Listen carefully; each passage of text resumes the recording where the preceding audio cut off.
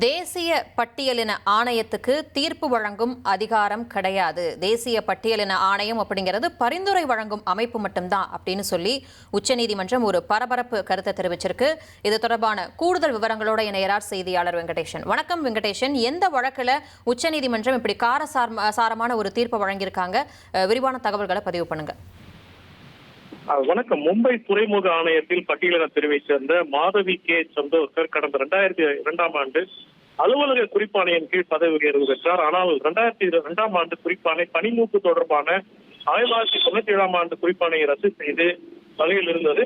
பின்னர் 2016இல் மும்பை உயர்நீதிமன்றம் 2002ஆம் ஆண்டின் குறிப்பாணையை ரத்து செய்தது. இதன் அடிப்படையில் துறைமுக ஆணையம் பணிமூப்பை மாற்றியமைத்து 97ஆம் ஆண்டு விதிகளின்படி குறிப்பிட்ட அந்த ஊழியரை 2020இல் பதவி இறக்கம் செய்தது. இதனால் பாதிக்கப்பட்ட அந்த ஊழியர் அளித்த புகார் மனுவை விசாரித்த தேசிய பட்டியலின ஆணையம் கடந்த 2 ஆண்டுகளுக்கு முன் அவரை மீண்டும் பழைய பதவியில் அமர்த்துமாறு நிலுவைத் தொகையை வழங்குமாறு உத்தரவிட்டது.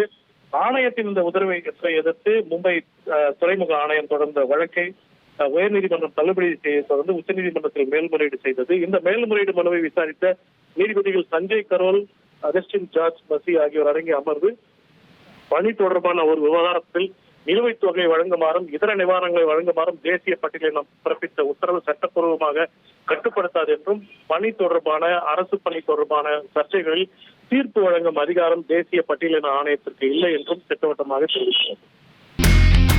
இனி செல்லும் இடமெல்லாம் செய்தி. தந்தை டிவியின் வாட்ஸ்அப் சேனலை ஃபாலோ பண்ணினா செல்ல இருக்கும் இடமெல்லாம் செய்தி. இதோ QR கோட் இப்பவே ஸ்கேன் பண்ணுங்க, ஃபாலோ பண்ணுங்க.